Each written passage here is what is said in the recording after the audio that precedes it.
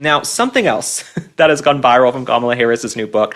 She said she did not choose Pete Buttigieg, Mayor Pete, to be her running mate because he was gay. Okay, Pete Buttigieg was apparently too gay to be her running mate for the United States of America, so she chose Tim Walz. This doesn't make sense to me, okay?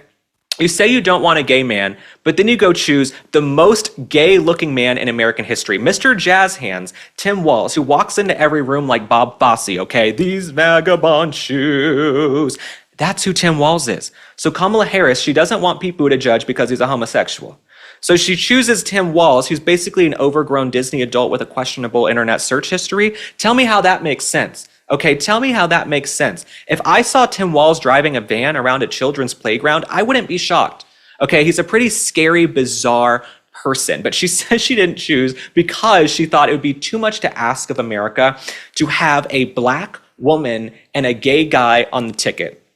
And you know what's so sad is that Kamala Harris looks down on the American people, right? She thinks, oh, they can't think for themselves. They're just going to see skin color or gender or sexuality. And I think that's why so many people have shifted to the right, because the Republican Party is like, we don't care if you're black, white, Asian, Hispanic, gay, straight, whatever. We just want the best people, right? We want to live in a merit-based society, but the left is so obsessed with identity politics. The left, all they care about is checking boxes and identity politics. But Kamala Harris knew.